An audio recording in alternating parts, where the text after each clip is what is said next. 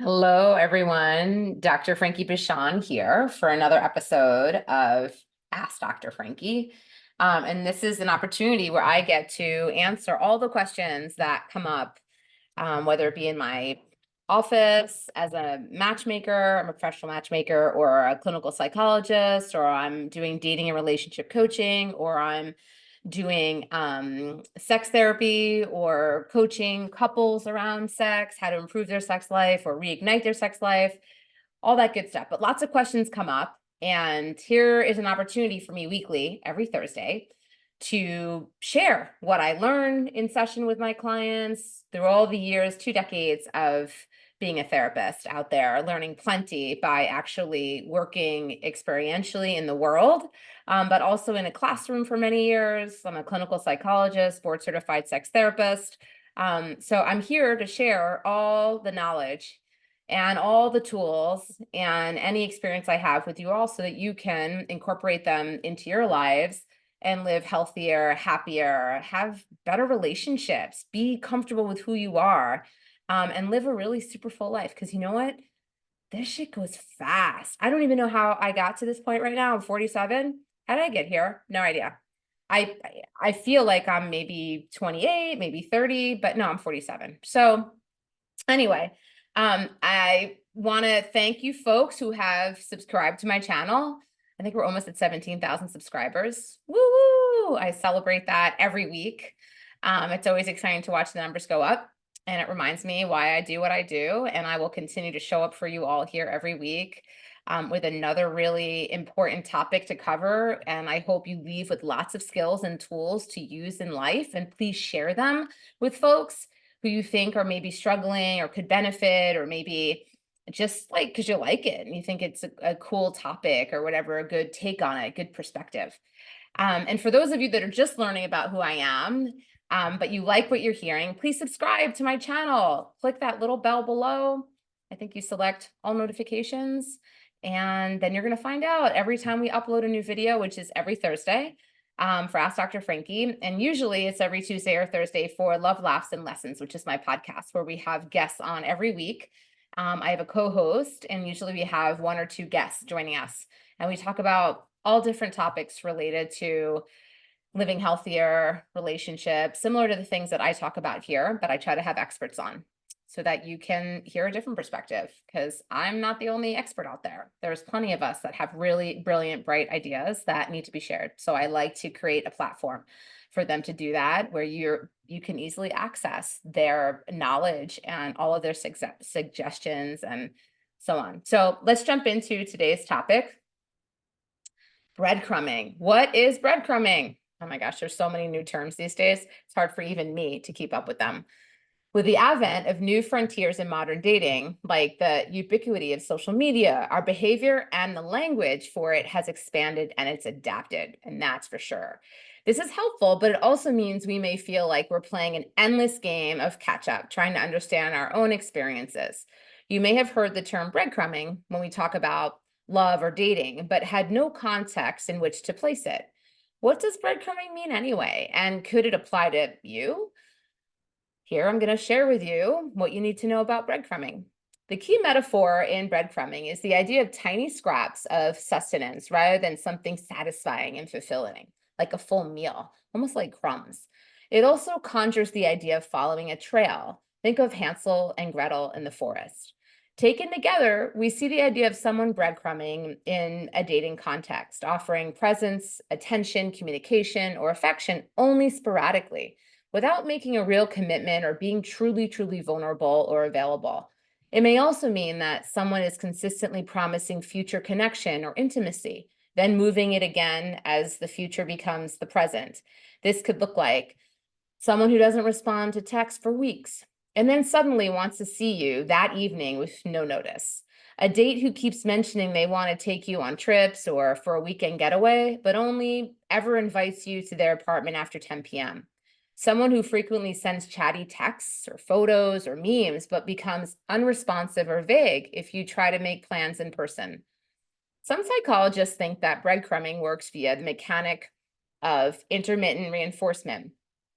The same psychological precept that can make gambling really addictive or manipulate pigeons in a lab to perform to earn food. While you might think that inconsistency should be a turnoff, and you're right, our brains can be incredibly motivated by a slim chance of a potential award, even one we know is unlikely. And actually, intermittent reinforcement is the strongest reinforcement. It's one where we can't quite tell, like that person might respond to us after 10 times of interacting or us trying to get their attention. They're not actually interacting, but we're reaching out to them. And then maybe the next time it could take 25 attempts. So it's all over the place. And actually, it is the strongest.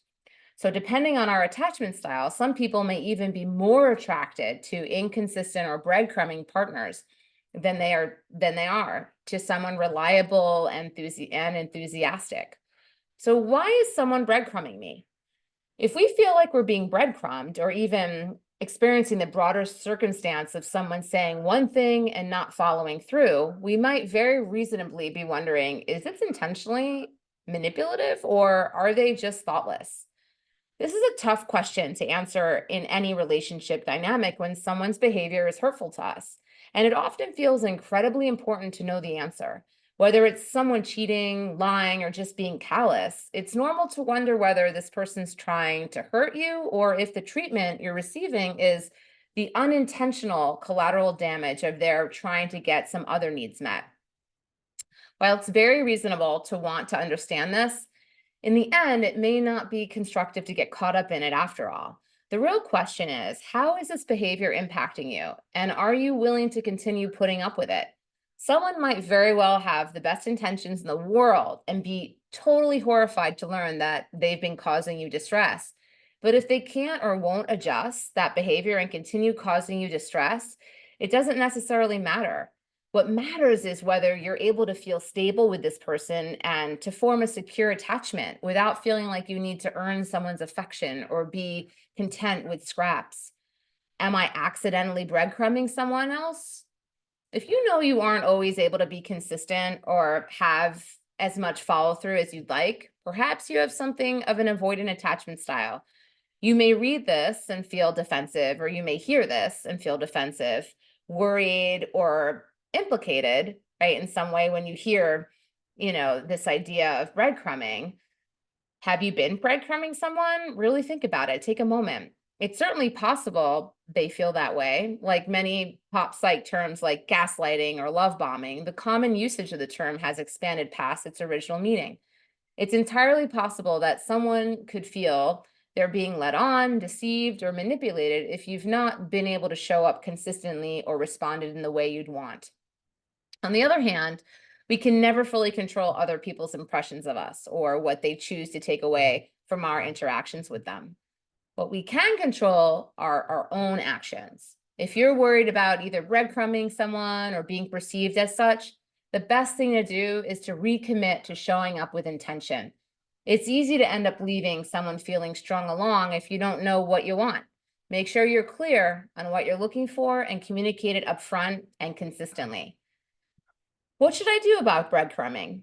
If you think you're being breadcrumbed or simply feel that what you're hearing and what you're seeing in terms of actions aren't adding up, you have a few options. It's entirely possible to keep giving this person a shot. Communication works wonders. If you haven't told this person that your needs for communication and connection aren't being met, it may be worth having a direct conversation about it and giving them a chance to change course. Expressing a need or setting a boundary early can really help to clarify whether this person will be able to be the kind of partner you're actually looking for. Their response will tell you a lot. It's also very fair to decide you want to end the dynamic, whether what you're seeing is intentional, breadcrumbing, or just a disorganized and careless person. You deserve to experience stability and security. At the end of the day, the best path forward is to check in with your red flags and green flags. Both of these ideas I've discussed in previous videos, written about it. So check my blog out if you want to understand the differences. What are your most important priorities in a relationship? That's what you need to ask yourself. What are the needs that are non-negotiable? And what risks are you not willing to take? That's what I got to say today. So That's all I have to share about breadcrumbing. Definitely be self-reflecting, thinking, okay, am I treating somebody this way? Am I being inconsistent? Am I holding back? And if so, why is that? And oftentimes, like with attachment styles, you want to know, if you want to understand that you could be creating kind of an anxious attachment from somebody else if you're just throwing crumbs at them, right? Because they're kind of trying to grab onto whatever they can to get close to you. And then they end up sometimes showing an anxious style because they're grasping at you because you're only throwing them crumbs. Anyway, all right. That's what I got for you today.